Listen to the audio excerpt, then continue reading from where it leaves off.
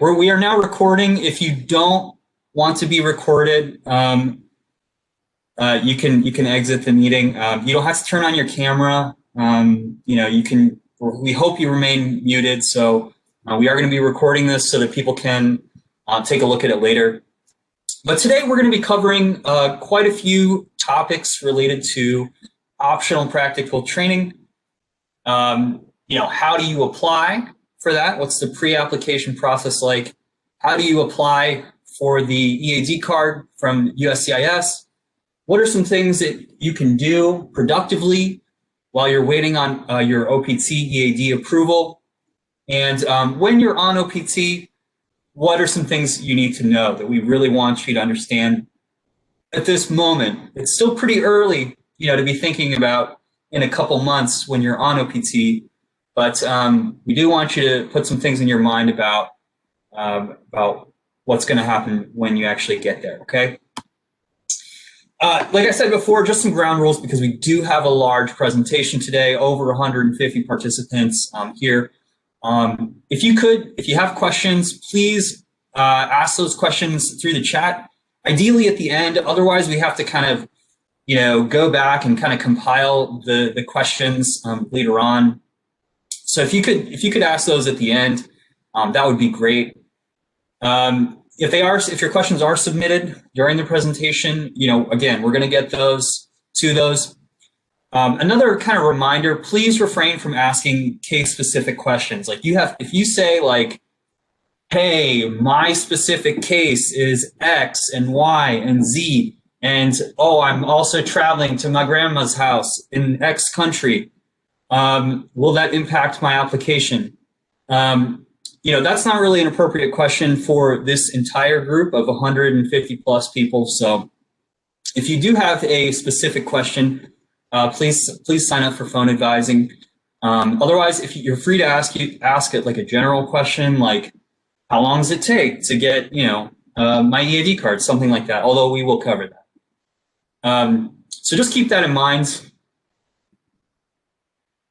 All right. So before we get in, I guess I probably should introduce myself a little bit more. My name is, like I said, Dillon Clausner, and I am a staff member in the Isso at UNC Charlotte. I've been working in visa advising for around 7 years now. And for a lot of those years, I've helped either J2s or F1s apply for EAD cards. So I have a lot of experience with the process.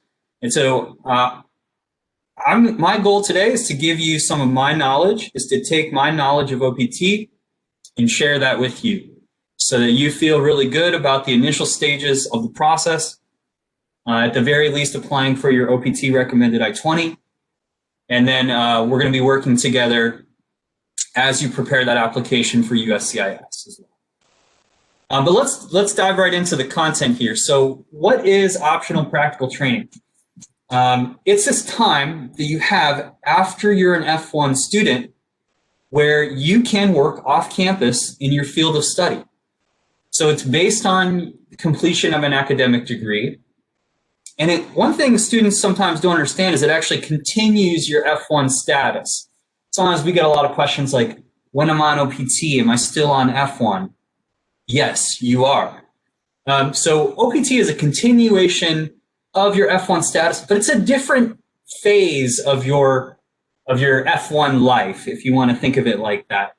On one hand, you've got your, the time when you're a student and you're studying, and then you've got this OPT period where you can actually use what you learned to work in the United States, which is pretty cool. An important thing about OPT is that any work that you do eventually needs to be in your field of study at your level of study. Okay, and so we'll talk a little bit more about what that means later on. And then another thing to know about OPT is that unlike CPT, which is for internships while you're a student, for OPT you don't have to have a job offer to apply. So you can just say, you know what, I think I want to work in the US after I graduate. I don't have any job offers. I'm going to apply for OPT, and that's totally fine. That is allowed. So let's start in with the application process, kind of getting ready for that application. Let's talk about eligibility. We're going to talk about when do you apply for OPT and choosing your start date. And then we're going to talk about some special things that if you're a thesis or dissertation student, like a PhD student, we'll talk about a special little thing that applies to you guys. So we're going to first talk about eligibility requirements. Now, I'm assuming that most of you in this are spring 2021 grads. That means you're going to graduate at the end of this semester. If you are not a spring 2021 grad and you're just like, I want to learn about OPT way in advance, that's fine. You can sit in, but this, you really, this might not be 100% for you. It's really for spring 2021 grads who are going to be graduating this semester.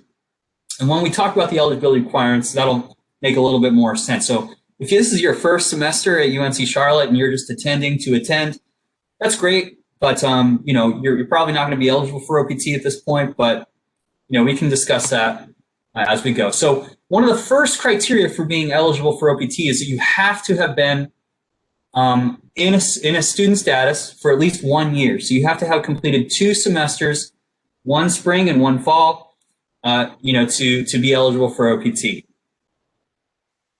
You have to currently be in valid F1 status. So you can't be on, H4 and try and do OPT until you've changed over to F1, for example, just to take one example of that. And you can't start OPT full-time until you actually complete your degree. That's really important for many of our students who are master's students. There is a small exception for that for thesis or dissertation students. So a lot of our PhD students, you can start OPT once you've completed your coursework. It looks like we're getting someone who, make sure you're muted, please, just so that we have a big presentation today and it doesn't derail us a little bit from that. So again, make sure that these are the full-time, these are when you can start OPT. So typically it's after you've graduated, but for PhD students, it can sometimes be a little bit different. Okay, so if you're eligible for OPT, which means basically you're going to be graduating at the end of this semester, you're probably thinking about when do I apply for OPT?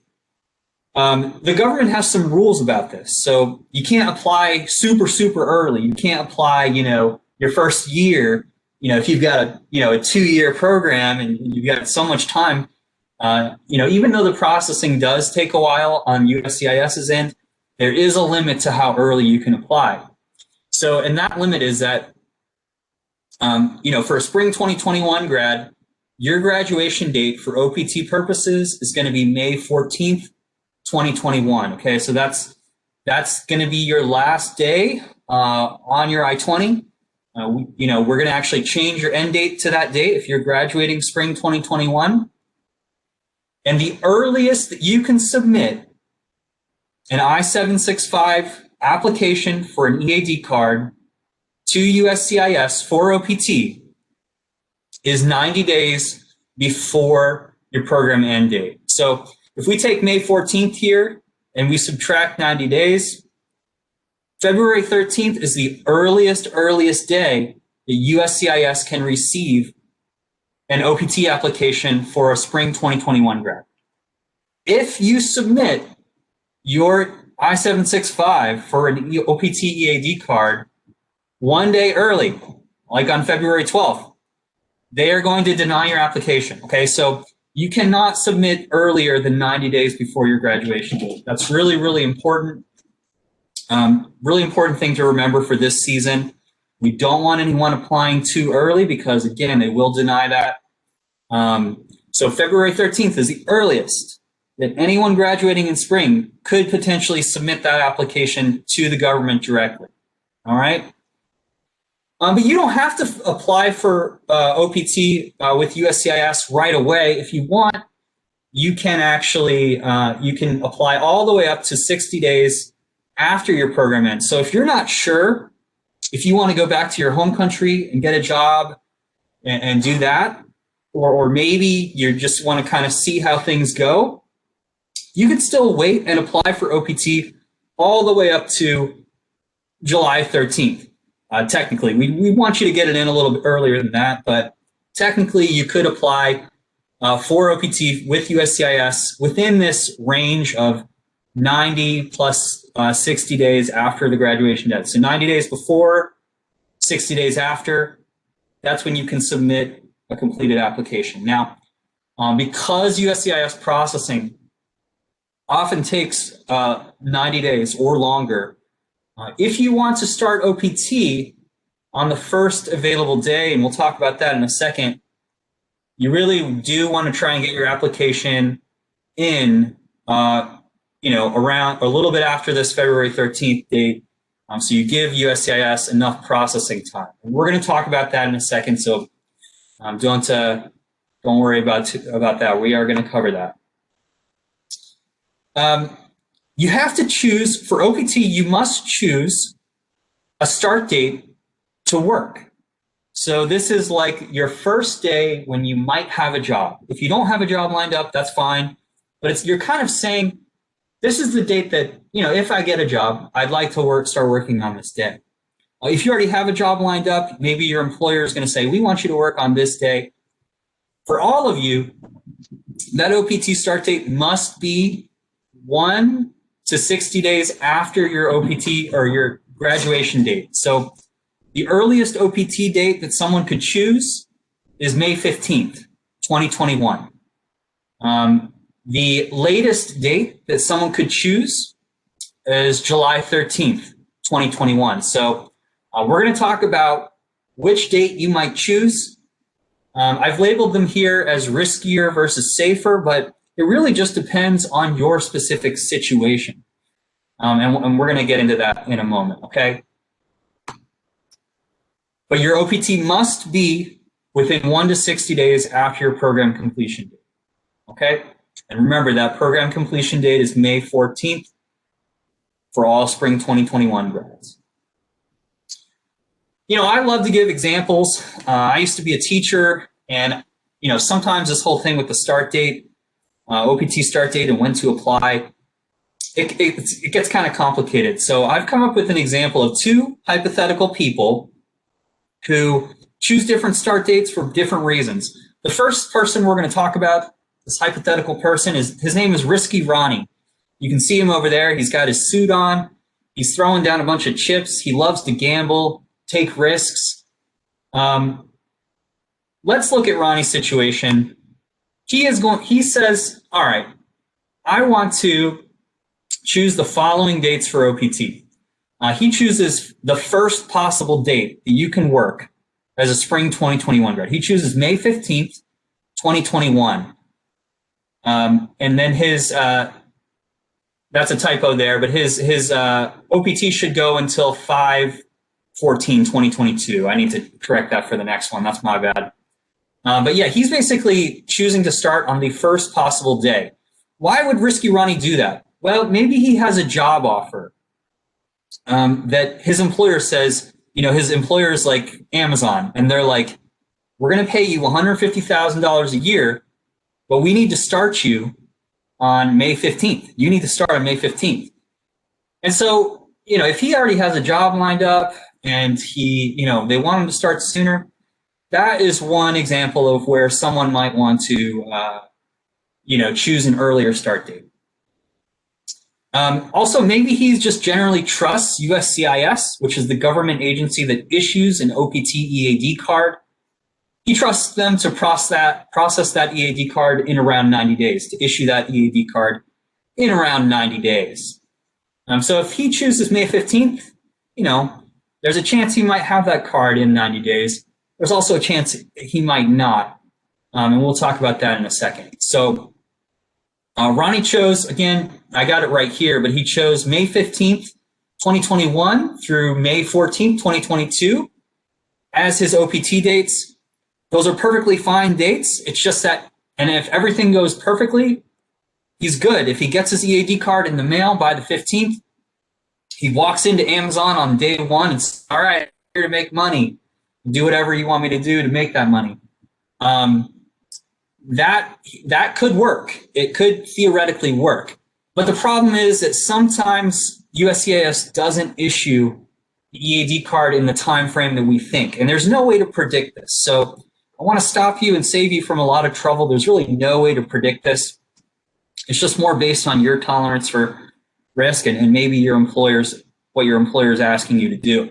So what happens? Let's think about this. What happens to Ronnie if USCIS actually issues his EAD card on July 1st? Maybe it takes 5 months instead of 3 months for him to get his EAD card.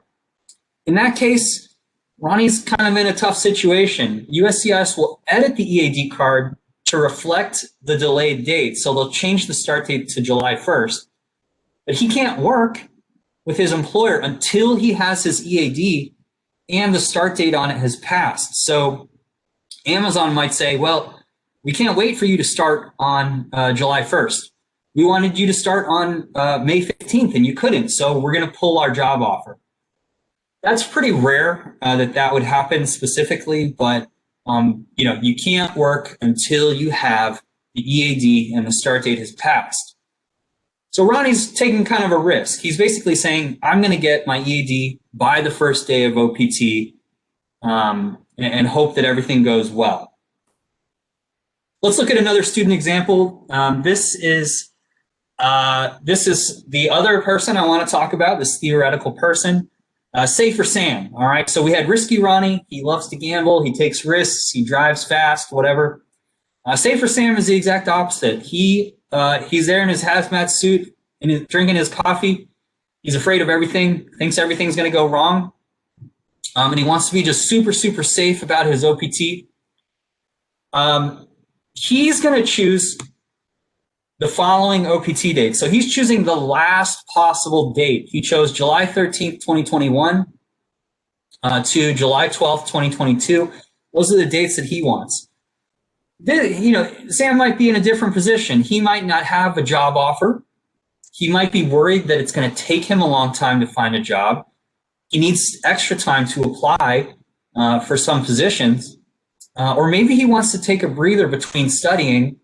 He's had, 2 years of his hard master's program, and he's just a little bit tired. He wants to relax a little bit. That's one reason. Maybe he doesn't trust USCIS to process in the average, which is 90 days. And that, to be honest, that's a pretty, that's probably pretty accurate, is it? Trusting the US government to process in that 90-day time frame. We're seeing, I'll talk about this in a little bit, but we are seeing some applications take longer than 90 days. Maybe his assumption that USCIS is going to take longer is accurate. So let's see what happens with Safer Sam. So remember, he chose the latest possible OPT start date, 7/13. And if things take a while, say USCIS takes 5 months to issue his EAD, he's good. He's going to be fine. He chose that latest date.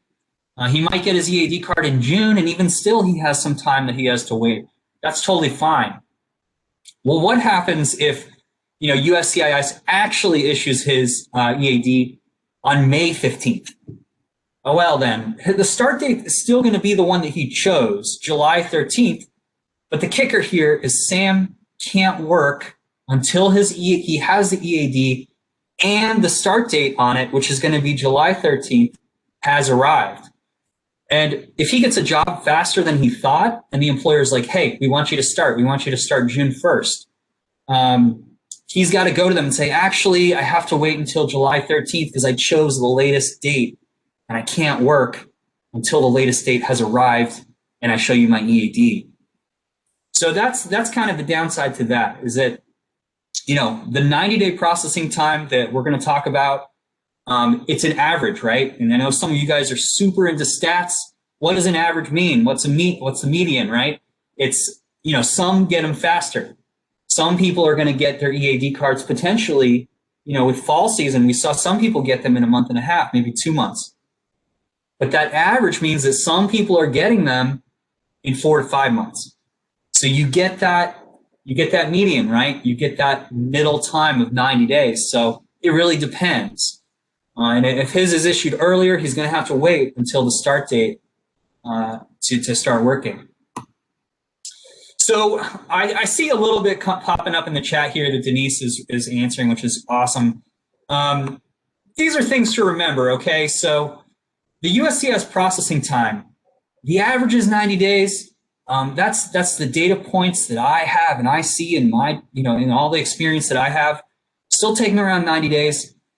But as Denise said, we don't have a crystal ball. We cannot predict this, and neither can you. And so I really want to save you guys a lot of anxiety and a lot of trouble, and just don't try to predict USCIS. The things that you should base your decision on are more like, do I have a job lined up? Have I been interviewing? Does my employer have a specific requirement for when they want me to start? Another thing you should take into account is, do you want to take a road trip to go visit your family in Arizona before you start working? Do you want to rest? Do you want to have a little bit of break time before you start working? That's a personal thing that you can decide based on your own life, okay? But the USCIS processing time, there's no way that we can tell you how long that's going to take. And there's literally no way that you can know that, okay? Just, we see on average that it takes around 90 days, and that's, you've got to kind of just go with that. You could be one of the ones that's faster, you could be one of the ones that's slower, and that's just kind of the nature of the beast, okay? All right, so remember that your requested start date must be within 60 days after your program completion date. So you've got to choose one, between 1 and 60 days after May 15th, or May 14th, sorry. Again, that start date is the date your permission to work begins, okay? You can't work earlier than that start date, but you can start working later, and we'll talk about that when we get to the unemployment time section. This sometimes does come up because I'll get students who choose the latest possible date, and then they're sitting there at home and they're bored and they're like, can I have an internship? And I have to say, no, you can't do anything until you have your EAD card and the start date has arrived. And I know that sounds kind of harsh, but that's one thing why, if you think you're going to be super bored at home, waiting for your EAD and the start date to arrive, you got to realize you can't do any work. You can't do any interning. You can't do any volunteer stuff during that time. So take that into account when you're choosing a start date, okay? If you think you're going to be super bored, maybe choose a riskier one. It might not be that risky. I mean, you might get it, but it's up to you and what you think is best for your situation. Once you have sent your application for OPT, once you have applied for that EAD card to USCIS, you cannot change the dates. Okay, so that's really critical. Once that's been sent off, you cannot change that. Okay, so. We get some students who regret the dates that they chose, and once you've mailed off to USCIS, there is no way to change that, unfortunately, okay? Once it's with the government, they are not very flexible about editing anything. There's no way to do it. I promise you that there's no way we can change it once it's been sent off.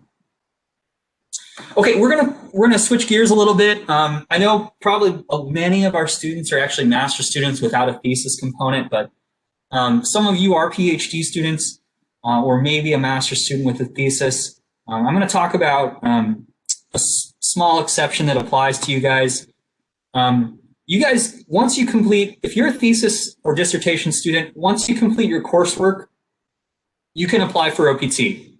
That would start, you have some flexibility in when you would actually choose that start date.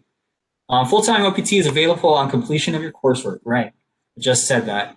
Your defense date should be scheduled within the first 6 months of the proposed OPT start date. So, you can start potentially OPT before you've defended if you're a thesis or dissertation student. So this is a very unique, specific subpopulation. So for a lot of you, this might not apply, but keep this in mind. If you are a thesis or dissertation student, all of your on-campus employment must end by the OPT start date. And this is really at our discretion. If we don't think you're going to finish your degree eventually, we're not going to let you do OPT right after you finish your coursework. Okay, you've got to be really, really sure that you are going to be defending in the next 6 months after you start OPT. The reason for that is because we want you to graduate, okay? You've got to finish your degree as if you're doing a PhD, you got to graduate. That's a huge time commitment, okay? It can be really, really difficult to work full-time and finish your thesis or dissertation. If you're a PhD student, you're probably used to working all the time, but working full-time and doing a PhD and finishing up and defending and emailing your advisor and all that stuff, it's really difficult. And we've seen it be really difficult. And so this is something that you have to think really carefully about. If you're a thesis or dissertation student and you choose to do this and do OPT before you defend, know that we can't extend your I-20 for more time. So if you don't complete if you don't defend, within that OPT period, and it really should be within the first 6 months of OPT, we can't give you more time to finish. And that can be, you don't want to have to go home before you finish your degree. That's not good. Okay, so the other thing is, it kind of puts a limit on it, is that you can't apply for a STEM extension without a copy of your diploma. And so if you don't actually finish and defend, you're going to have trouble with that STEM application later on down the line. And that's not really about today. We're not going to talk about STEM here too much, but that's just something for the future, okay? For these thesis and dissertation students, you've got to finish that degree within the first 6 months of starting your OPT, okay?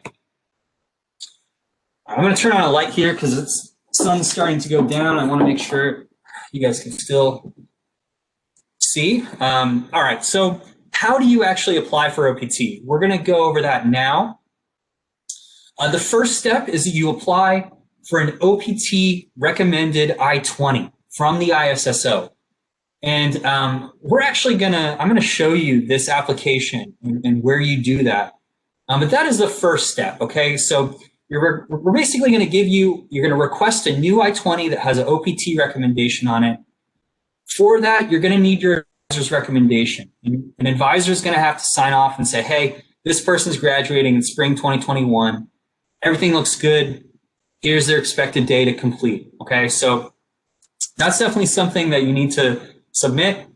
The second step, after you've submitted your I-20 request, the second step is you're going to attend an OPT review, okay? This that we're in today is called OPT workshop. It's different from OPT review. OPT review is where we go into the details of the application. We actually go through each line of the I-765, which is the government form to request an EAD card. We go through that. We go through the whole application line by line. We're not doing that today. This is OPT workshop. It's broad, okay? You must attend an OPT review. You want to sign up for that at least 5 business days after you submit your OPT I-20 request. That gives us enough time to process that request. Processing time for this first part, apply online through ISSO Connect. Once you submit that, the processing time is 5 business days. So if you submit today, for example, then we're going to have until next Tuesday to issue that I-20. We do get a lot of volume around this time of year, and so we do have to have that processing time, just honestly, so I have enough hours to sleep, eat, and process OPTs, okay? Before your OPT review, or sort of at the same time, you're going to prepare your application, okay? You want to go into OPT review with most of your documents collected. You don't have to fill everything out because we're going to cover those things again in OPT review. But we do have a checklist on our website that I'm going to show you all in a second where you can find, what you're going to need to assemble. Then you do prepare, after you attend OPT review, you should have a pretty complete application. Not many surprises at that point. You're going to print your e-signed I-20, sign it, and then you're going to make a copy to send with your application that we talk about in OPT review. Just as a heads up, USCIS is accepting e-signed I-20s. So for us to give you an I-20 that your OPT recommended I-20 that has our signature electronically on it, that's totally allowed. USCIS allows that. What they don't allow is an e-signature on the I-765, which is, again, that application for the actual EAD card. And we'll totally talk about that in OPT reviews. So you don't have to remember that now, but just something to keep in mind. E-signed I-20s are good. You can use them. They work. They worked for fall. Those students are getting their EAD cards without issue. So you can trust that e-signed I-20s are good for this whole duration of the pandemic, and we're going to keep using them, okay? I think at this point, it'd be good to cover how you actually get your I-20 after you've submitted your request. It's going to be uploaded to your ISSO Connect account. So you're going to get an automatic email that says when it's ready, you can go in and log in and actually print that out and access that there, okay? The final step of the application is where you mail your I-765 and supporting documents to USCIS, which is the government agency that processes this and issues the EAD card. So there's kind of a two-step process. There's the first part, which is everything with the ISSO, and we have control over that part. And then there's the second part, which is USCIS, which is, we don't have control over that. You don't have control over that. That's just the US government doing its own thing, okay? You must mail your complete application to USCIS within 30 days of when we issue your OPT recommended I-20. Now, we're going to cover that again in OPT review, but just know that you have a specific window where you have to mail your application to USCIS. All right, at this point, I'm going to actually stop sharing the presentation because I do want to I want to show you guys our website and how you're actually going to apply for OPT. So let me pull up our website here, and then I'm going to share screen. Okay. So this is our website. Hopefully you guys have some experience with it. We put a lot of work into it. It looks, it's got a lot of information. What you guys are going to be doing to access the OPT section is you're going to go to this part here that says current students, and then you're going to go down to employment, okay? We have other types of employment authorization, but the one that you're going to focus on here is F1 optional practical training. Go ahead and click on that. And actually, let me send this in the chat. I think I can send it to everyone so everyone can follow along. So there's a lot of information here. If you're getting ready to apply, you can check out these other sections too, but this one here, how to apply, is what I want to show you guys. So you guys are doing step one already. Good job. You're attending an OPT workshop. Then you're going to decide on your OPT start date, and you're going to fill out an application for an OPT recommended I-20. You're going to click this big button here, and let's see if this works. I'm an administrator in ISSO Connect, so it might be a little funky, and yours might look a little different, but hopefully it loads. It was going slow earlier today, so if I can't show you this part specifically today, you can try it out when you get home or whenever you're filling out your application. It is taking a really long time. Okay, so here, when you log in, it's going to look like this. You're going to say, yes, I have NinerNet credentials, because you guys all do. This might ask me to do the Duo. If it does, I'm just going to stop there because I don't want to get too deep into the weeds with this. I'm going real slow. I'm going to take a sip of green tea here. Okay, so you'll see a screen that looks like this. Request 2021 is the only option. We do this by year, and then you're going to click apply. I already have a test record in, so this is going to just show you my testing. And this is what your application is actually going to look like. There's some stuff that you have to read. There's some information about your start date that you're going to select. You're going to enter that here. You're going to put in your advisor's recommendation info here. It's really important. You only put in one person, okay? Don't put in like 5 different people because you just want to see who answers back first. That'll make it so that you can't submit your application. Just submit to one person who you know is going to fill out that recommendation. Once all of these boxes are completed, there's going to be a button up here. You can see it. It says submit, and then you click submit, okay? So that's the OPT application for the OPT recommended I-20.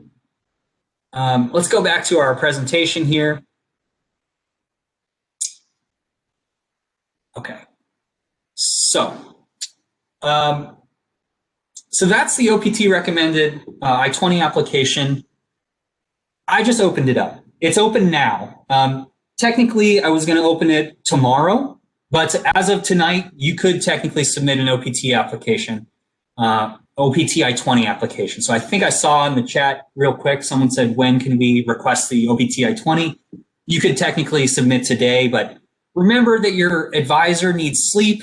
They might not be working past 5. So realistically, it's probably, you might be able to submit tomorrow at the earliest, okay?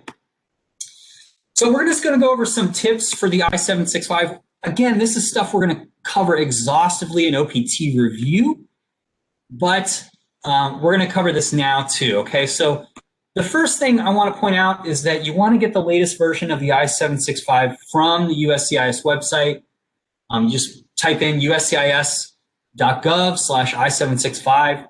Don't go to someone's blog and try and find a version of the form. It could be the old version. Okay, so someone said they couldn't hear. Hey, Dillon. Yeah, I think we're still seeing the ISSO Connect page. Oh, huh. So okay. I think we need to get back to the PowerPoint. I don't know about the hearing part. I hear you just fine. Let me just share back to the PowerPoint. Does this work, Denise? Can you see it? Yes, I can see it, but others are saying they can't hear anything. Oh, some people can. Okay. Some people can. So it might be a local issue. You might have to log back in. Okay. Thanks, guys. We're good. But thank you, guys. Sorry about that. So we didn't cover anything different on this screen. I just basically, clicked the buttons and they, they move this, they put this text on the screen. So again, this is just tips for the I-765. The first thing is that go to the USCIS website, get the application and the form directly from USCIS. I've had some heartache cases where students will go to a blog or something, or like an immigration blog, and find the form there, and it's an old form, and they use it and they submit and they get a rejection, okay, because it's the wrong form. You don't want that to happen to you. So make sure you're getting it directly from the source. Go to the USCIS website to get that. Follow the instructions on the I-765 carefully. We've produced a guide to help go through each question one by one, but then you'll also do that in OPT review. So you don't have to, you don't have to freak out about too much about that. If a question doesn't apply to you on the I-765, except for a couple exceptions that we'll cover in OPT review, you're going to put N/A or not applicable unless we direct you otherwise, okay? A big thing about your name, you want to make sure you're going to enter your name on the I-765 as it appears on your passport, okay? I've had some students who were like, can I enter my name as it is on my driver's license or my library card? No, okay, this is about your passport. Passport is the controlling document for your name. And so you're going to want to enter your name on these documents that way. The address that you're going to be putting on the I-765 needs to be valid for mail for the next probably around 100 days, okay? Because, the average processing time is around 90, to 120, somewhere in there. You want to make sure you can receive mail at that address for a good chunk of time, okay? In OPT review, we cover, what happens if you can't receive mail at your address or you're moving. But that is really specific, and we'll get to that there. There is also a specific OPT eligibility category, C3B, but we'll talk about that in OPT review as well, okay? So another thing, on the I-765, make sure that you're putting a handwritten signature. And again, we'll talk about this in OPT review. Okay, so let's talk about when you're waiting on OPT approval. We're going to talk about tracking your application. We're going to talk about EAD card issues that might come up. We'll talk about OPT issues and managing your stress. Okay, we're going to talk a little bit about that. Tracking your application. So I used to be in the good old days that you could submit something called Form G1145 with your application. And basically, USCIS would send you a text or an email within 10 to 14 days of when they got your application that says, hey, we got your application. Here's your receipt number. So that was a really good service. The thing that's developed over the last couple months is that instead of taking 10 to 14 days, it's more around 8 to 12 weeks before you'll get that G1145 notification. So, but once you have it, you can use that receipt number that's on the notification to track your case status, okay? Another thing you might want to sign up for if you're applying for OPT is USPS informed delivery. That's because the government is going to send you your EAD card eventually with US Postal Service. And informed delivery shows you a preview of your mail before it arrives, which can be good. If you see your EAD card is coming that day, you can drive home from the grocery store and tackle the mail person. Okay, no, don't really do that because I think that's a felony. But you can go from wherever you are to make sure you get home and try and receive that mail that day. Okay. And then the case status checker. So this is a tool on the USCIS website where you can check to see what's going on with your case. Okay. Once you have a receipt number, you can just plug it in and it'll show you the last status that occurred for your specific case. All right. So these are 3 ways to track your application while you're waiting for OPT. Now, the thing about the case status is it's not going to update that much. Okay. Maybe over a 3-month period, it updates maybe like 4 times or 3 times. Okay. So if you check it every day, you're going to be freaking yourself out. All right. So check it every couple of weeks maybe, but don't think it's going to be changing every single day. All right. All right. So let's talk about some EAD issues that might crop up. As I mentioned before, you can only start working when your EAD is received and the employment start date has been reached. Okay. So that is critical to remember. You can't work before that. All right. Your EAD envelope cannot be forwarded. So if you do move, it's not going to get automatically forwarded. They're going to send it back to the government, and it's definitely going to delay your ability to get that EAD card. We already talked about looking up your case status. If your case is outside the posted processing time, USCIS does have a posted processing time. I looked at it before this workshop. Unfortunately, the processing time that they've listed, you can't submit an online inquiry until 10 months have passed. That's a really bad, development, I guess, in that regard. I wrote on here 5.5 months, but it has changed to 10 months as of today.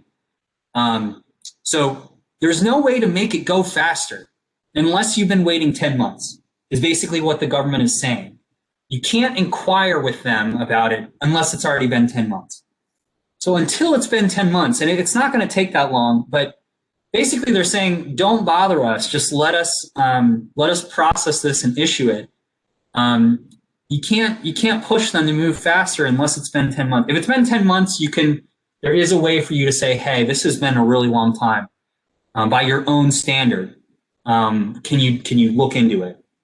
Until it's been that minimum amount of time, you just gotta wait. I know that's really hard to do, but you gotta try and wait on that, okay?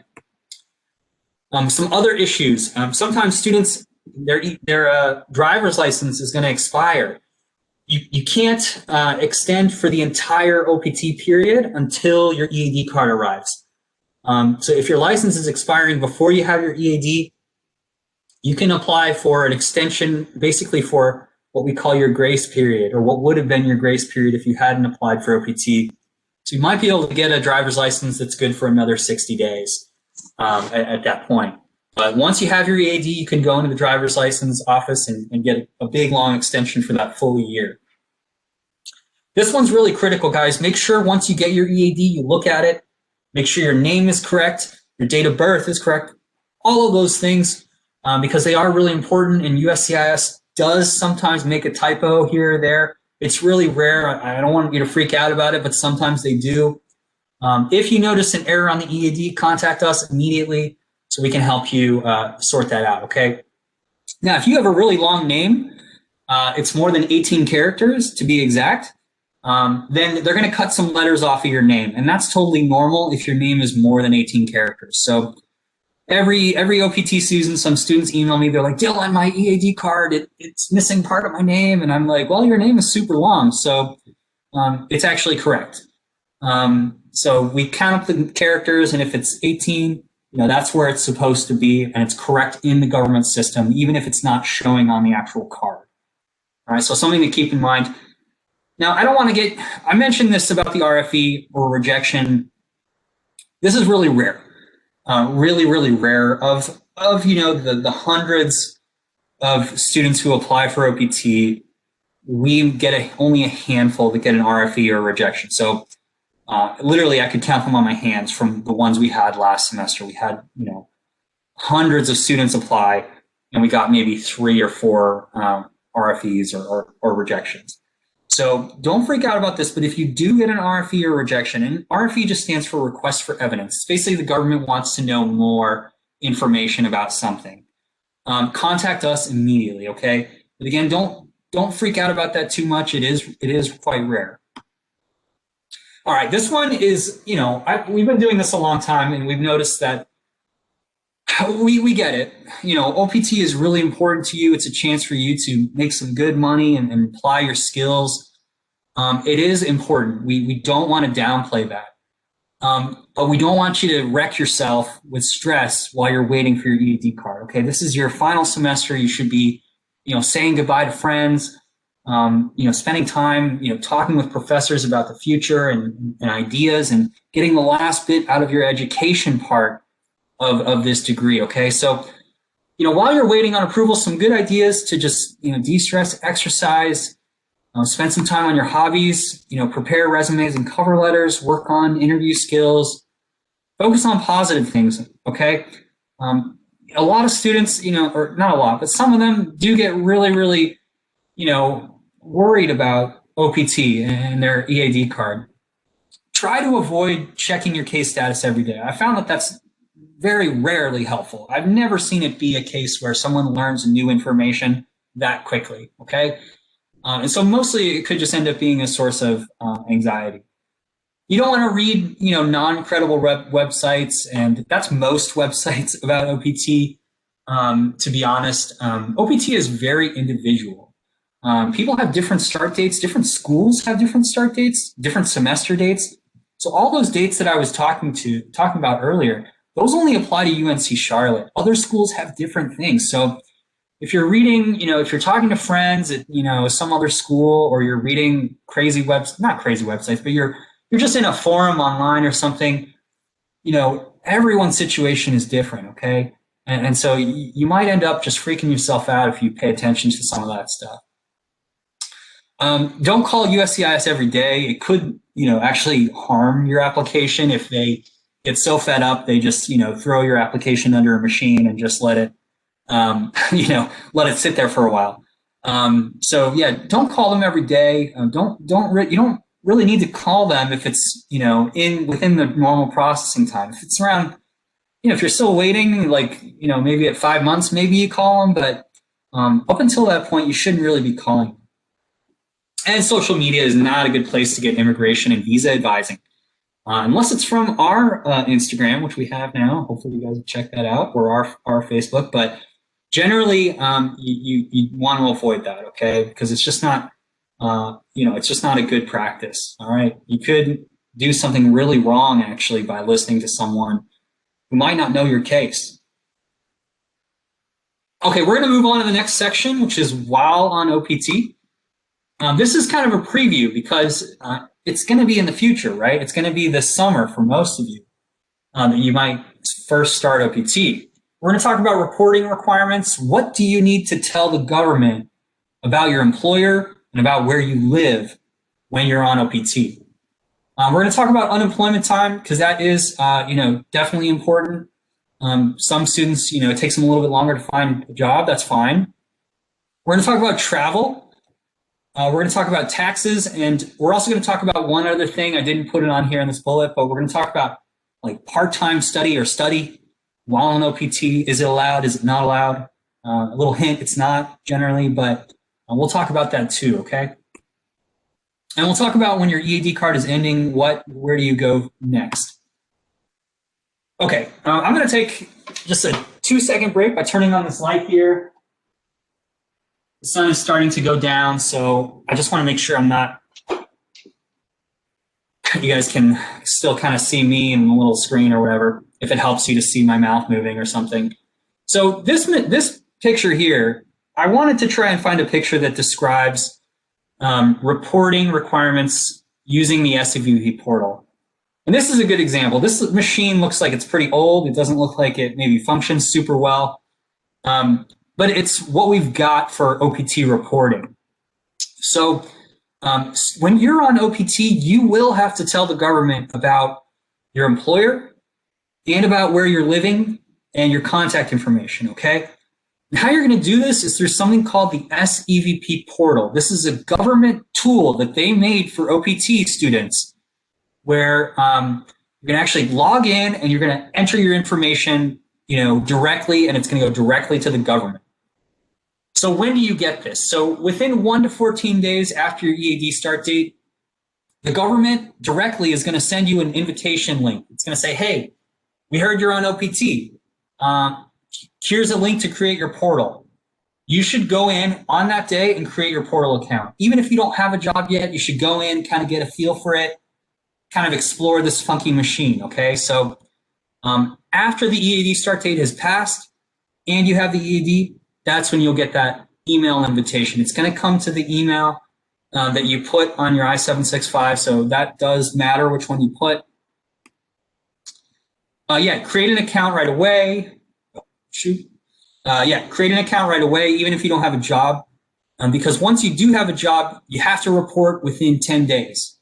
Okay, so that's an important thing. Any changes related to your address, your phone number, you got a new job, you ended a job, you want to make sure you enter those within 10 days, okay, into the SCVP portal. So that's just a heads up. You guys will learn more about that. So again, these are the reporting requirements. The U.S. government cares where you live because you're a non-immigrant. They want to know where you are. So you have to report any change of address or phone.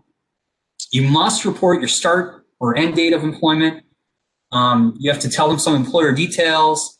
You can enter that directly though. And if your employer address changes, you can go in and change that as well. So those are things you have to report within 10 days in the SCVP portal.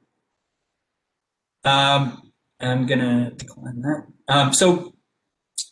Someone requested to annotate our slides. Please don't. I can send out the slides later. If this is recorded, it's going to be on our website, so you can always watch this later if you need more time and want to write something down. But one important thing to note is that when you enter your employer information in the portal, if you update it or enter a new employer, you don't get a new I-20. Okay, some students are thinking, oh, I've got a new employer, I've got to have it on my I-20. That's not the case. The only thing you need to work on OPT is your EAD card, and the start date is passed. You don't need an I-20 showing the new employer name, okay? It's just not needed, it's not necessary, and we won't actually issue it because it is not required by regulations. So that's something to keep in mind. The other thing is that the portal is not controlled by ISSO, so we can't just magically go in and fix an issue if you have it. The portal does sometimes have issues. It is kind of a funky machine, but we can't fix it directly. We might have to ask the government to fix something for you. So just keep that in mind. We can't actually control it.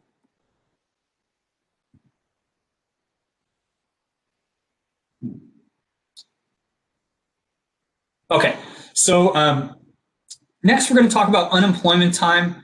This is basically you have some time after your OPT EAD start date where you don't have to have a job, okay? If you're still looking for a job, you have 90 days of unemployment time during 12-month OPT. So if you get your EAD card and the EAD card start date passes, and you're like, oh my gosh, I don't have a job, what do I do? You have 90 days to find a job. After those 90 days, if you haven't entered employment in the portal because you don't have a job, then you have to go home. So that 90 days is a pretty serious thing. If you do reach 90 days of unemployment, you do need to exit the US and head home. Now, what qualifies as employment when you're on OPT? You could actually, so for most people, when you say, I'm working 20 hours per week, in the real world, people kind of think, oh, that's part-time, right? Actually, on OPT, if you're working 20 or more hours per week in your field of study, that counts as employed.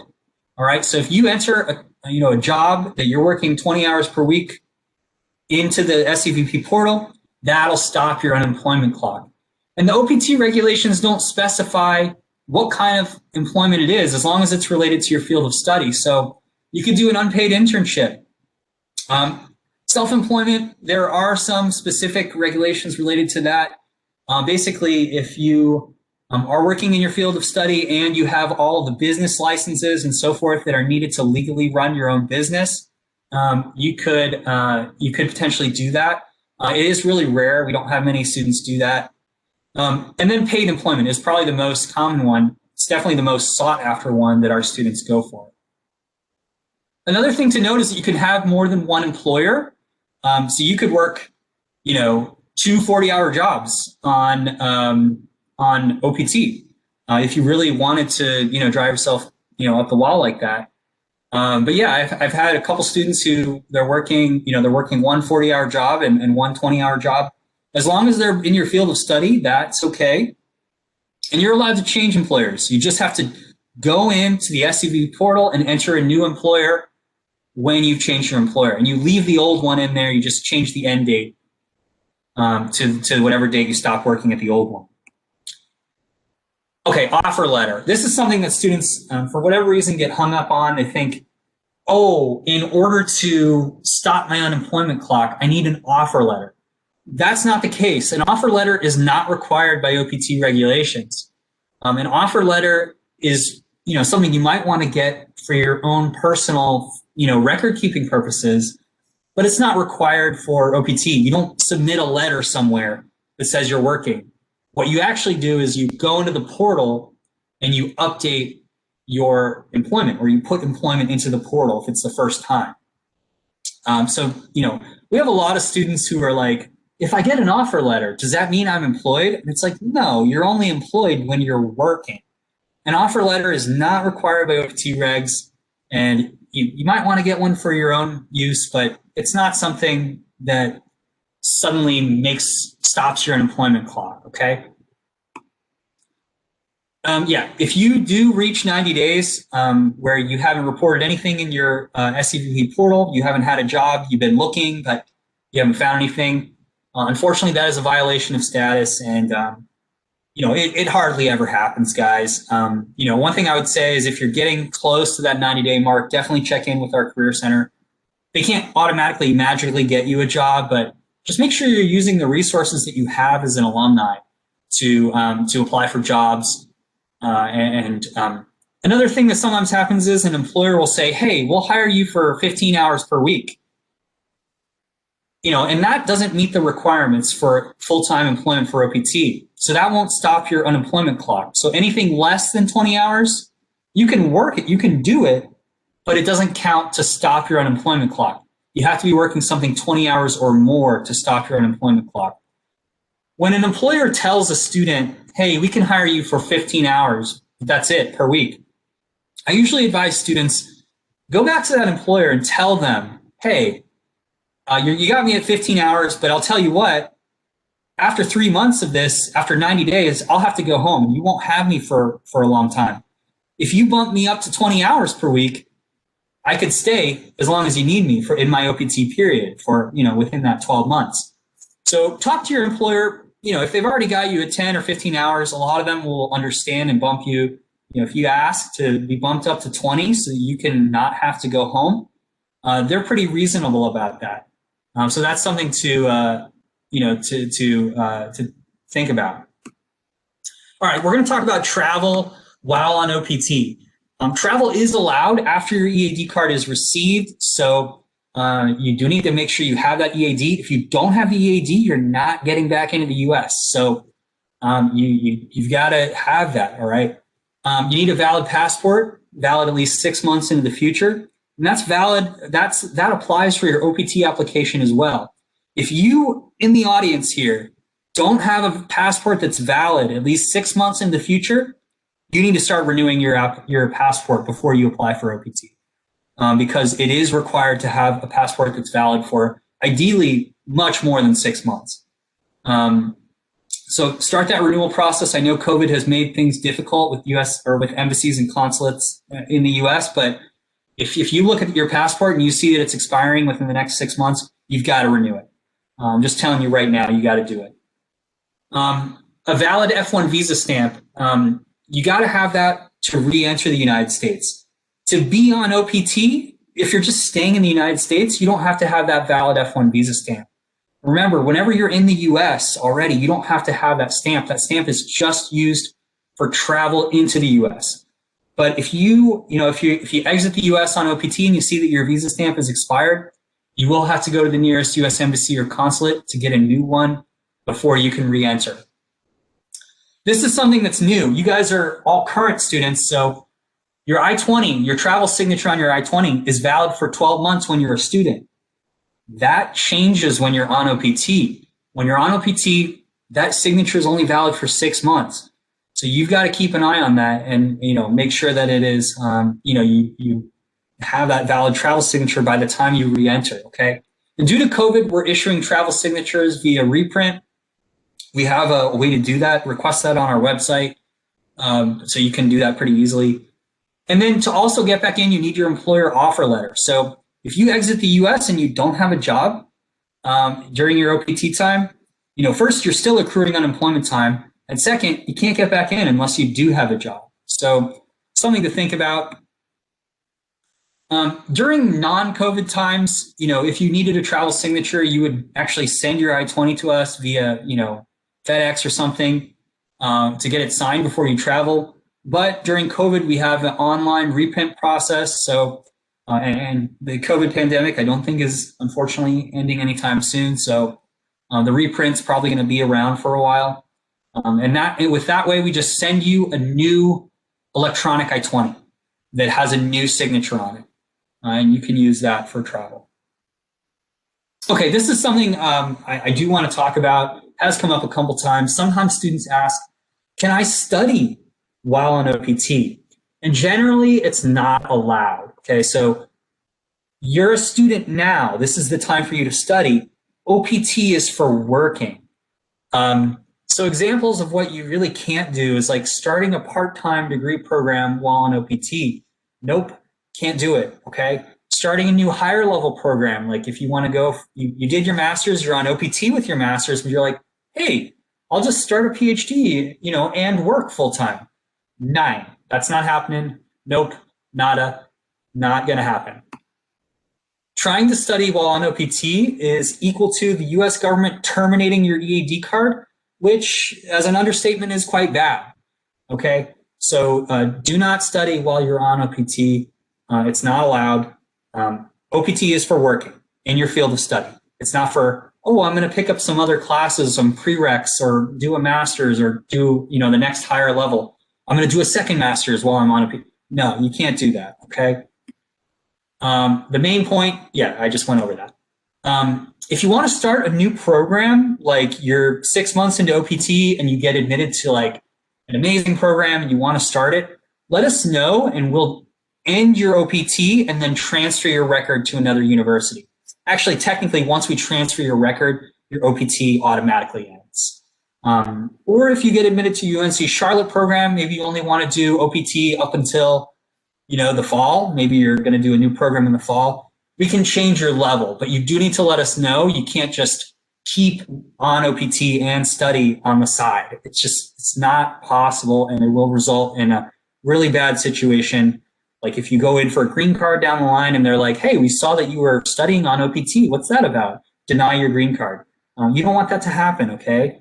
So definitely take that super seriously. Now, however, there's a good part. This is the bright side. Not everything is off limits for study. If you want to take like basket weaving at a community college, swimming or tennis lessons, something that's not related to your career or education or anything like that really at all, you can of course do those classes. You can take a swimming class. That's totally fine.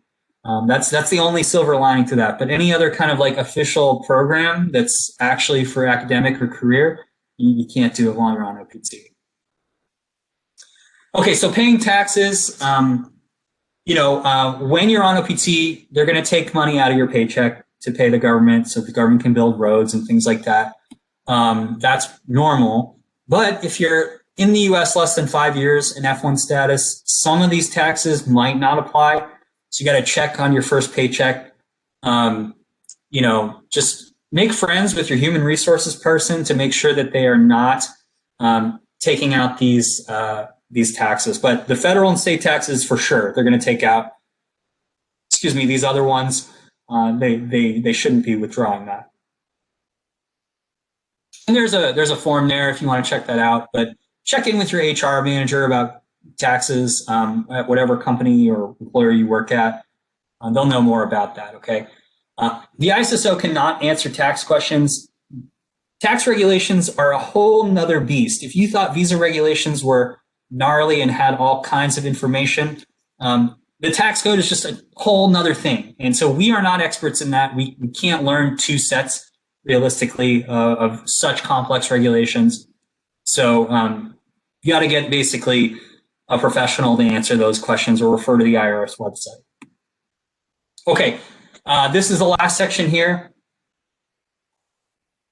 We're almost done with the actual presentation part. As your EAD card is ending, you have options. You have a 60-day grace period after your EAD expires. You can stay in the U.S., but you can't work or re-enter the U.S. in F1 status during that grace period. So you can also transfer to another university within 60 days of your OPT end date. So say you finish OPT and you want to go to get a new degree, you can do that. You can potentially get 12 more months of OPT. Cap gap is something that comes up for if your employer sponsors you for an H-1B, and depending on the timing of it, you might be eligible for a little extension of your OPT just to get you to the H-1B start date. That doesn't happen to so many people, but it could be a possibility. And then the thing that a lot of students do, because a lot of our students are studying STEM fields, so this might apply to you, is you can apply for your STEM extension. All right, so that's only for students with STEM degrees, but you can basically get another 24 months past 12 months of original OPT. And if you're interested in STEM, again, we're not getting into that today. That's too far down the line, but we do have a really great website that lists, bunches of things about STEM OPT. Okay, moving on to the next part, ethical job search. This is brought to you by the Career Center. They want us to just remind you of this stuff. If you accept a job offer, you got to take it, okay? You really should be very sure that you want to take that offer. If you're not sure about a job offer, ask the employer for, 24 hours, maybe even a week to think about it, okay? If you get a job offer from your second choice, let your first choice job employer know, like, hey, I got this offer. I don't want to have to go back on their offer and just to jump to you. So can you just tell me, like, do you think you might hire me? They don't say it like that, but they typically understand that. And they might say, all right, we don't want to lose this person to our competitor, so let's offer them a job. And that, is a smart thing. Once you make a decision, stick with it. If you say yes, you're going to join a company, do it, okay? And don't promise an early start date before your EAD or before it arrives, because you might not get, USCIS is unpredictable. And the whole point of this is we don't want, we don't want an employer who you say, yes, I'm going to work for you, and then you actually abandon them to go work for another employer right at the last minute. We don't want that first employer to say, man, those Niners, they're just not considerate. I'm not going to hire any Niners because I offer them a job and then they jump ship. That's not really fair to your other students, fellow students who might want to work. Their first choice might be that company. We don't want any companies to think that, Niners are, not true to their word, right? So if you accept an offer, make sure you stick with that and think about it before you accept.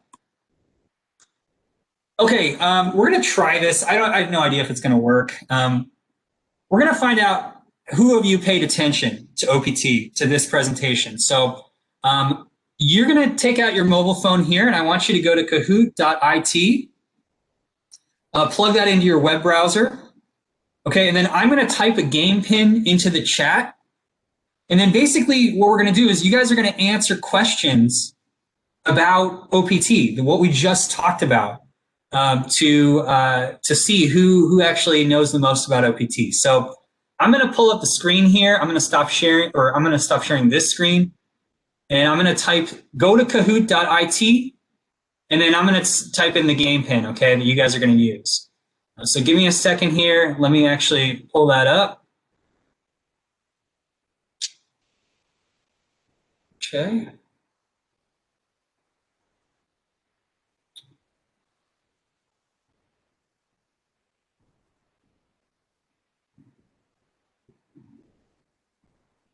Okay. So give me a second here. I'm going to enter the pin in the chat. All right. Here we go. Here's the chat. This is just to test your knowledge. Here's the game pin.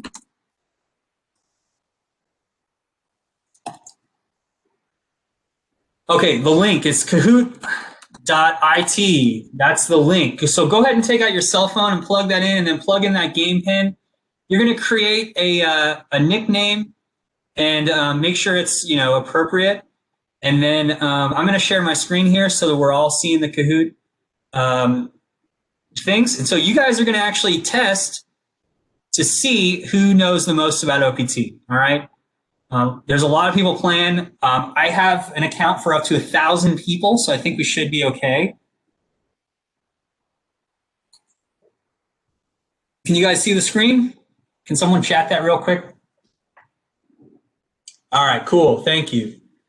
So who was paying attention to the OPT workshop? That's what I'm gonna find out here. And I'm gonna give you guys a couple more seconds. And maybe the winner will get a prize. I don't know, top 3. If the office ever, opens to in-person stuff, you can come in and get some candy from me or something. But we topped out at 147, so let's go ahead and get started. You're gonna have about 20 seconds to answer each question. It's pretty self-explanatory once you see the first question. If you answer a question faster, you get more points for it. So keep that in mind. If you have a fast finger, that'll actually make you get more points. Okay. Oh, we're still getting some people. Wow. Okay. I'm going to start it because I want to get to the Q&A section too, but here we go. First question. Okay, what is the earliest day before graduation that USCIS can receive your I-765 application? Oh, wow, this is good.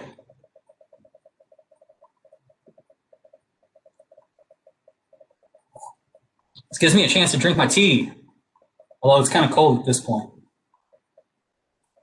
You got 1 second left. Okay, 146 of you got it right. So a lot of you were paying attention to that. 90 days is the earliest they can receive that application. And for a spring 2021 grad, that 90-day mark is Saturday, February 13th. That is the first day that they could possibly receive that, okay? For those of you who answered other days, take a look back at the slides when I send it, or look at the recording. Okay, so we've got some leaders here. Here we go. Next one. What is the latest date from graduation that USCIS can receive my I-765 application? So this is for the people who aren't sure, if you want to apply right away. Maybe, you want to take some time to think about, maybe you want to go back to your, okay, nice. Good, we got a good fast response for that. 135 of you got it right. It is 60 days, up to 60 days after. your graduation date, you can still apply. So if you decide not to apply early, that's fine. You just have to make sure you do it, by a certain point. Got some movement here. Okay, what is the average USCIS processing time for OPT applications? We talked about this. You guys are stats people. This is a median. It's 90 days. Good. That's the average that we typically see. Even last season, where we did have some more delays towards the end of the season. People who applied early tended to get it earlier. Okay. Here we go. Next one. Can I work before I receive my EAD or before the start date listed on my EAD card? This one's kind of tricky. You got to read the answers here. Can you work before you receive the EAD or before the start date? I really hope that you're all getting this one right. Yeah. For the two people who clicked sure, what could go wrong? I think you're probably just joking around, but yeah, you need to wait until you have the EAD and you reach the start date. Mac, wow, maintain their lead. Here we go, next one. This one's true or false? I need to have a job to apply for OPT. This one should be pretty easy.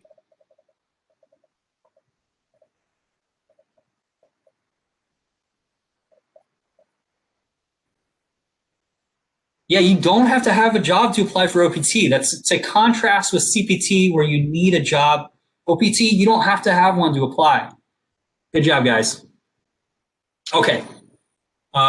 Next question here. We got a couple more. How can I report address and employment updates while on OPT?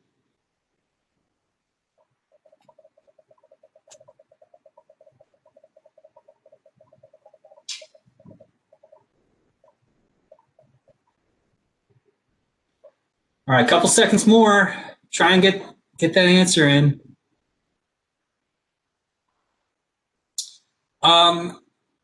Couple of you put the stone tablet. That is not correct.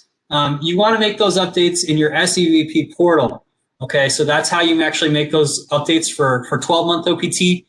In the future, STEM OPT has a slightly different process, but for 12-month OPT, everything's in the portal, okay? All right, which of the following is not needed to travel while on OPT? Which of the following is not needed?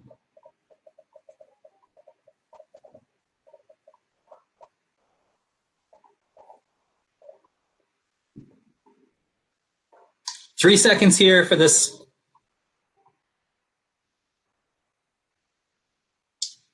Okay, let's see where we're at. Mac is maintaining their lead. Okay, next one. We got two more questions, guys, and then we're going to do the Q&A, all right? Which of the following is a viable OPT start date for a May 14th, 2021 grad? Which of these is actually possible?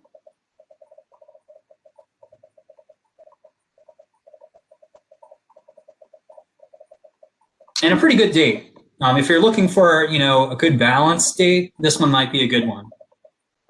Although I don't know if it's a Monday. A lot of times people like to start on a Monday. The June 29th is a valid OPT start date. The May 7th, or it looks like we got 20 people put May 7th. That one's too early. That you can't choose a date before May 14th. The July 29th is too late. It's actually outside of the 60-day range. And August 15th is way outside the 60-day range. So that's why those are not possible. The June 29th is in the sweet spot of 1 to 60 days after the graduation date. Okay, guys, last question, and then we're going to see who's the OPT master. Norm wants to visit family in Iowa for 6 weeks before he starts OPT. Which OPT start date is safer?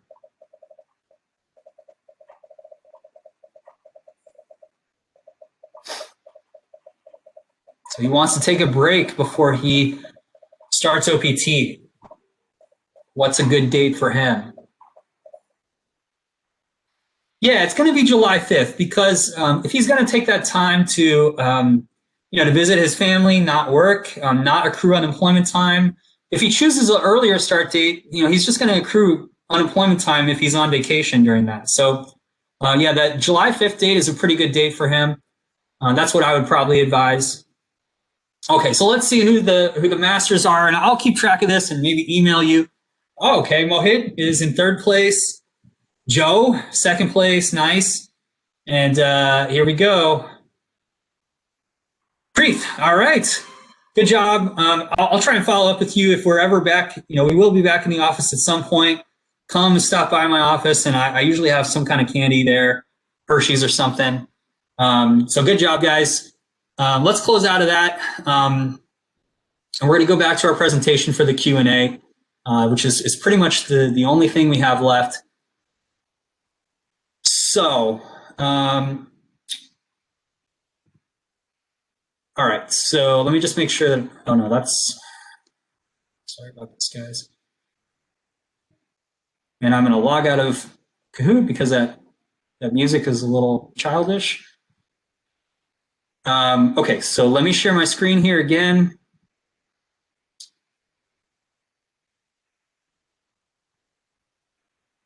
Okay, so this is the time where you guys can ask us questions. Denise and I are both here. I see you guys have been asking tons and tons of questions in the chat. That's totally fine. We're just going to try and take them as we can. Note that some things we're not going to be able to answer just because it's too specific. We'll probably ask you to sign up for phone advising, or we might not even deal with that question. Another point to mention, if you have to go at this point, guys, you don't have to attend the rest of this. The OPT application, OPT I-20 application is open. The sign up for OPT review, you get that in an auto email once you've submitted your OPT application. So everything for the application is open. You have everything you need. So if you do need to leave at this point, I look forward to processing your OPT request and helping you out on your journey. Otherwise, please ask your questions and we'll try and get to those. That's okay. I was able to answer a lot of them, throughout the presentation. So I've been copying and pasting some of these into another document, guys. So we'll just go in chronological order. So there was a question earlier for you asking, can a bachelor students apply for STEM extension? Yeah. As long as your field meets the STEM OPT requirements. This is not really the subject of this workshop, but you can go onto our STEM website and they have a list of all the majors that qualify for STEM. It's kind of just a button. You click on it and it takes you to the government site for that. So yeah, they definitely, depending on their field, they could potentially be eligible for that. Okay, good. Let me just ask Dillon a couple of these questions, and then you can unmute yourself if you'd like to ask your question. Just give me a second, though, okay? Go ahead, Dillon.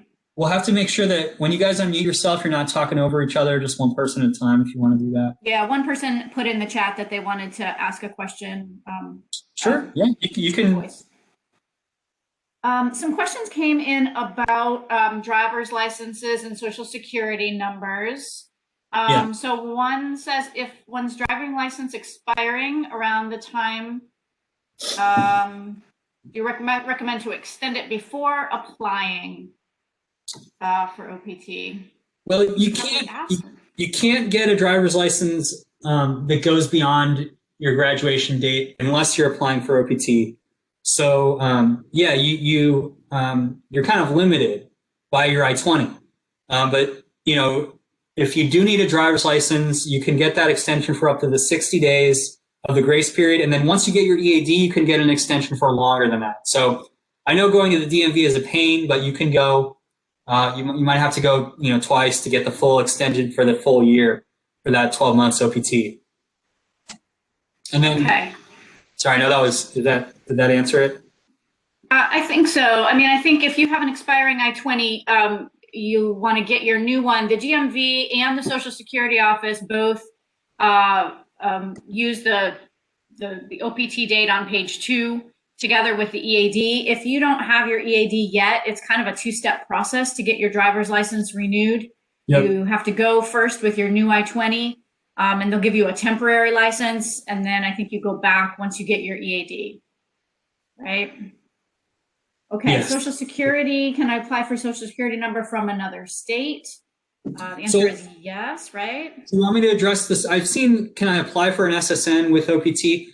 So I'll just get that up front. As part of the I-765, you can request an SSN that comes with your EAD card, not at the exact same time, but it's this nice collaboration between the Social Security Administration and USCIS, where you check a couple boxes on the I-765 and you can actually apply for an SSN at the same time. You don't even have to go into the SSA.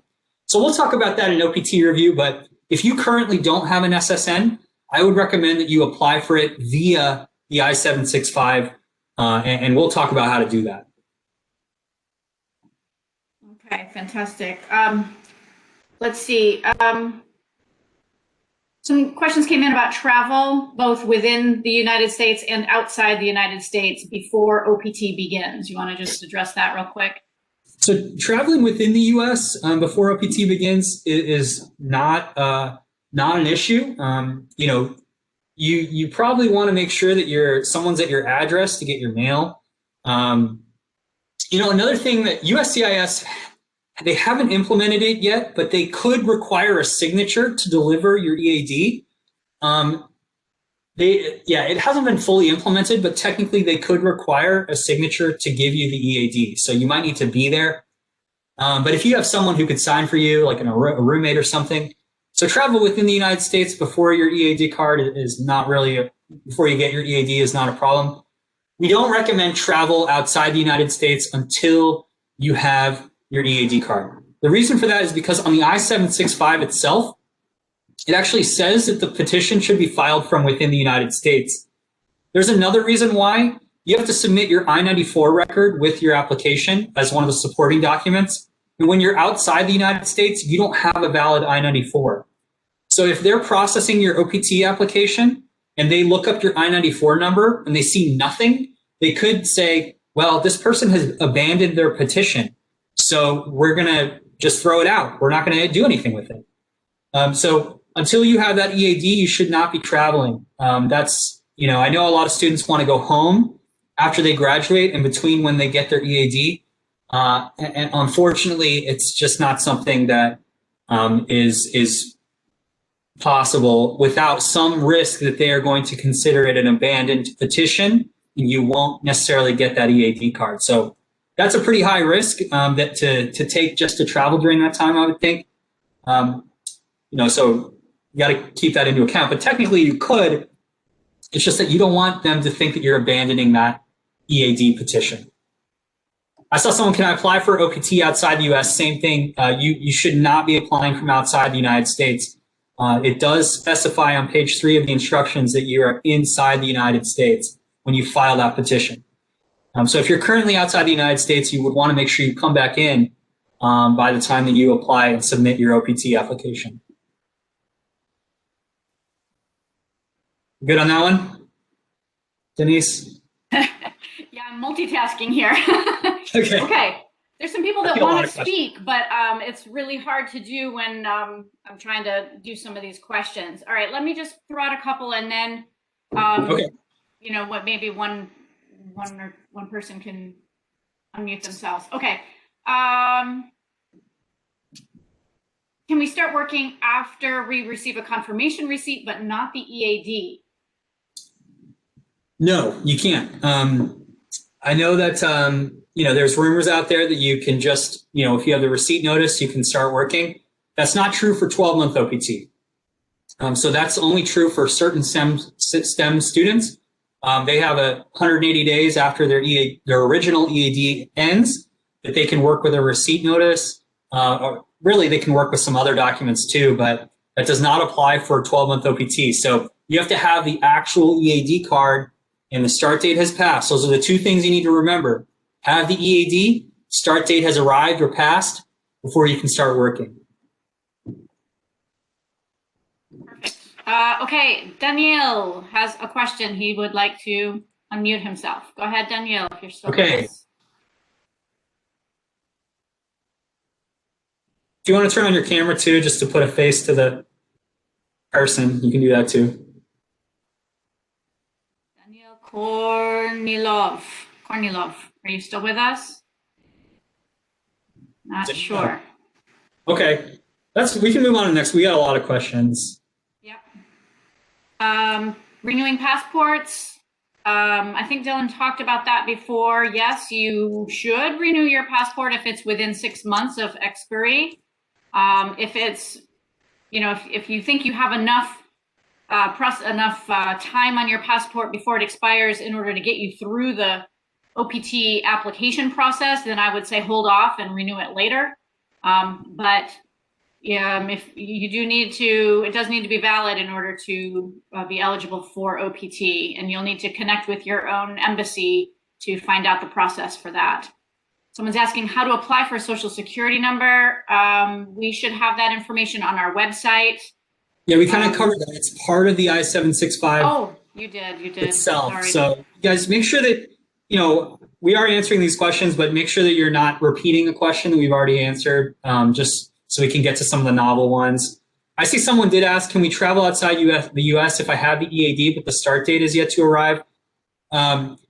Technically you could, but you want to make sure you have an employer, an offer letter before you can get back in too. Remember, if you're outside, you need to have an offer letter to come back in. But if you have the EAD, you have an employer offer letter, you have all the other things, a visa stamp, then you could. I think that's for Akshay Gupta.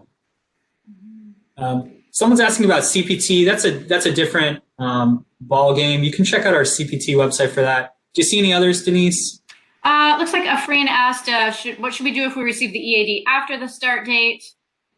That's fairly likely that that's going to happen. It's okay. That's not a big deal.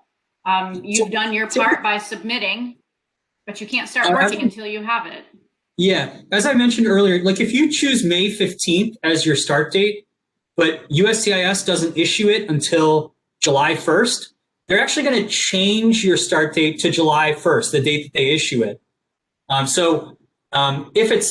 If it's delayed, then they're going to actually change your start date for you so that you don't lose more time. Like if you put May 15th as your start date and it's actually issued July 1st, then if they didn't change the start date for you, you would have lost already, a good chunk of time. So USCIS is nice in that they'll change the start date. If they don't hit your original date, they don't process by that date, they'll change it to the date that they actually do process. And so usually you'd get that in the mail maybe a week or two after the date that they process. And so at most you'd maybe only lose a week or two, possibly maybe 3 weeks if the post office is really just swamped, something like that. Someone's asking about filling out the I-765. Just hold on to those nitty-gritty details Dillon's going to go over in the OPT review, which you will sign up for only after you submit your request, which also means you have received your academic advisor's recommendation form. So, there's a couple of steps still. That's the thing about OPT. There are many steps involved, and that's why you need us, is just to lead you from one step to the next. Try not to get ahead of yourselves. We'll get you there.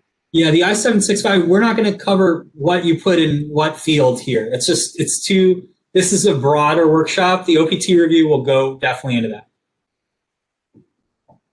that. Is unpaid work in the related education field is not allowed before the EAD is received? Yeah, you can't do anything until you have the EAD and the start date. I had a couple students ask me this last season in fall OPT season. They had they had a different date from you guys. Their latest OPT start date was actually February 21st. Some of them who chose February 21st as the start date, they finished their classes on December 23rd. They've just been waiting at home and they're like, can I do an internship? Can I do something? Can I volunteer until February 21st? The answer is no, you can't. You've got to wait.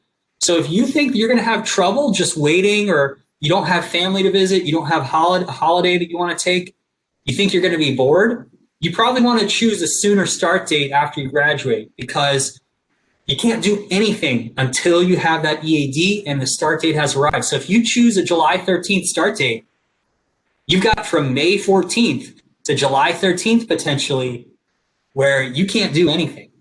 So, yeah, just make sure you keep that in mind, okay? You can't do like an unpaid internship. Oh, it's not paid.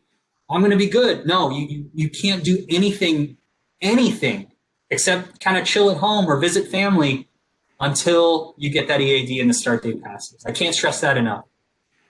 Yep. Rajesh, I thought I answered your question already, but I think you asked it again, or maybe it was a little different. Do we need to apply for the OPT EAD before 30 days of the new I-20 start date? Or is the OPT application, should it be received before the new, okay. Dillon's going to go over that during OPT review as well. Don't worry so much about that right now. Why don't you just focus on what's needed for this application. Give Dillon some time to process your request. And remember, how many people are on 5 business days? And someone asked about how they know when to schedule their OPT review for. But how many people are on this call right now, Dillon? Up to 200? It was a lot. I think it was definitely more than 150 when I last saw, but I think it's more than that. So remember, each application, there are several steps that Dillon has to go through to process each application. So if you are almost 200 people graduating soon, just remember, he's one person who needs to eat and sleep, right? So another thing I want to mention too, sometimes, sorry, Denise, sometimes students will email me and say, hey, can you bump my application up in the process? And I just want to tell you all, we don't do that. We process in the order that they're received. I make it very fair. I put it in a spreadsheet and I have a timestamp when you submit it. And I just go through, because if you think about it, you wouldn't want another student to get bumped up ahead of you if you submitted first, right? So literally we just go through based on the order submitted. So please don't ask for an expedite or something like that. Remember, USCIS can't receive an I-765 before February 13th, or they'll deny it. They'll cash your check and they'll deny it. So there's a fee associated with the I-765, and if you do 1 day early, they will deny your application and cash your check and take your money and do nothing. They won't even issue your EAD. So that's a really negative outcome. So all of you guys, no one can apply to USCIS before February 13th. So that's something to keep in mind. So we're still a couple days, we're still 11 days even before that. So that time is going to give me time to kind of start processing, get some I-20s out before that date, get some OPT reviews done, but no one can mail off their application before that date. So keep that in mind. There's a cutoff that you can't do anything before that point, right? So just keep that in mind. It's good to be patient and just you have these next couple of weeks to a week and a half to still kind of just chill. Okay, I see a couple of questions that are very case specific. Faisal and Daniil, I think you're gonna have to just sign up for advising. Let us, have a few minutes to really talk through your specific situation. That would be really helpful. Just ask, can we start applying for OPT on ISSO Connect from today? Yes, I opened up the application, so it's already going. The only thing to keep in mind is that, your advisor's asleep, or well, not right now, but they're not working anymore. So, but you can start the application now. Aditya, that was your question. So anyone can access it now and start filling it out. Yeah, and then 5 business days from today is next Tuesday. So that's probably the earliest that, or actually from tomorrow is when I expect we might get the first ones if someone has a really fast advisor. So that would be like next Wednesday, which is only a couple days before the first date that you can actually mail off, which is a pretty good time. Timing-wise. Amelia is asking about short term. I think what we use the word short term travel. It really just means, if you're going to go home or travel outside the U.S. while on OPT, a quick visit. There's no real definition for it. It just means don't go home and stay 6 months, and then expect that you won't have any problem coming back in. So there's no real magic number to that. But if you want to travel to your home country after you get your EAD, make it a reasonable vacation time and make sure you have all the documents you need to come back in safely. So Parth just asked, can I find an employer outside of North Carolina? Absolutely. A US-based employer could be in, I had one student who now works in Honolulu, Hawaii, super cool, lives by the ocean, Alaska, any of the 50 contiguous, or any of the 50 states, US states. So yeah, you don't have to find an employer in North Carolina. We have alumni all over the country. We have alumni, a lot of them in California, Washington, working for some of the big tech companies, things like that. Northeast has a lot, but we do have a lot in Charlotte. Just to be fair to the Charlotte region, we've got a lot of people who are still here and find really good jobs here. Okay, looks like Talia wants to ask a question. Go ahead and unmute yourself, Talia Bastard. Okay.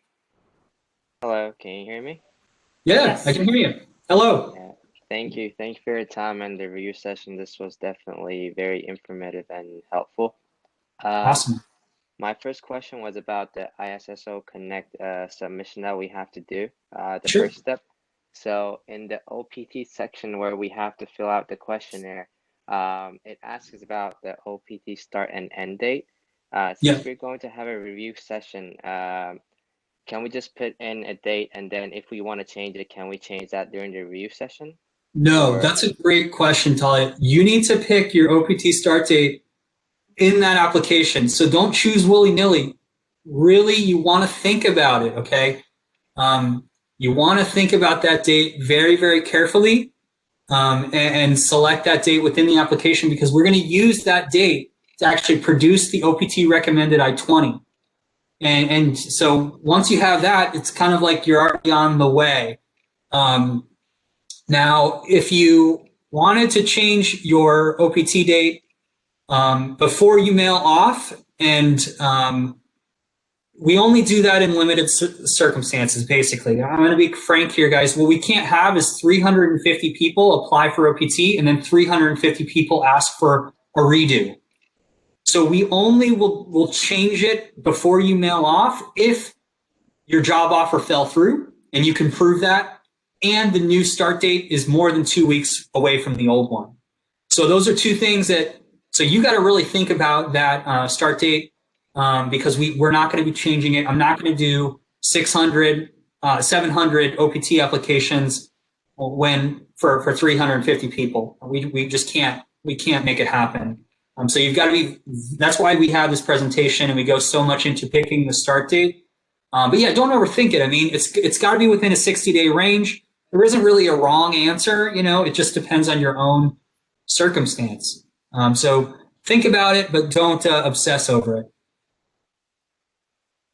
Thank you for your answer. And one last question about the same first step.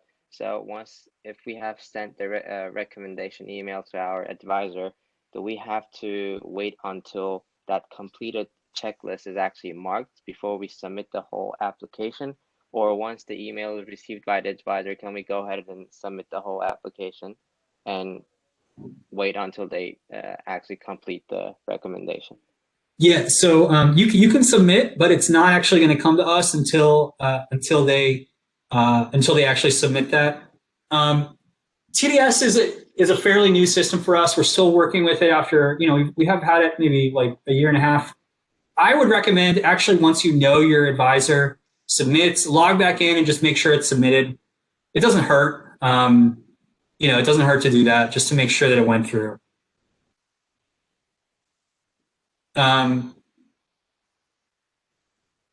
Someone asked, I want to apply for CPT for April to May. Can I apply for that after I request for an OPT I-20? Yes, you can.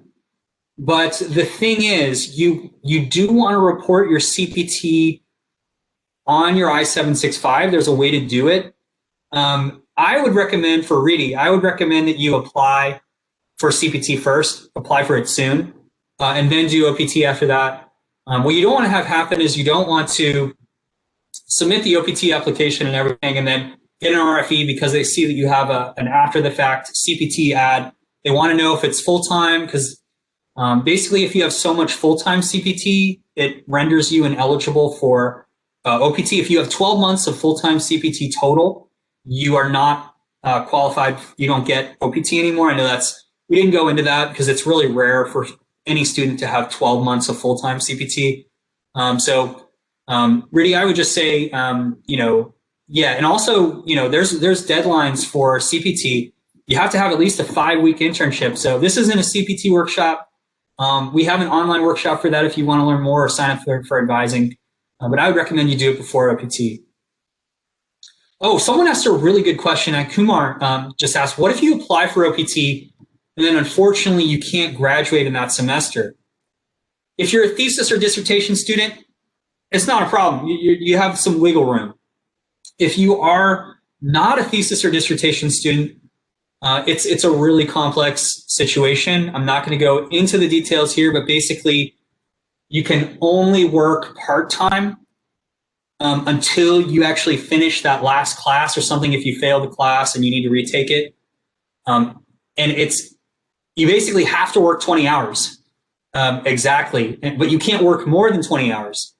So it's this really delicate situation where you have to be working so you don't max out on your 90 days, but you also need to you finish your class before you can start working full time. So if that happened to a spring graduate, I would tell them to retake the class in summer. Hopefully it's offered.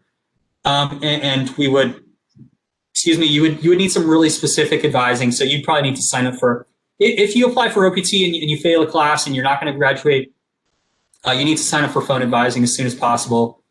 Or you can email me and I can delve into it. Okay, Denise, do you see any other ones that?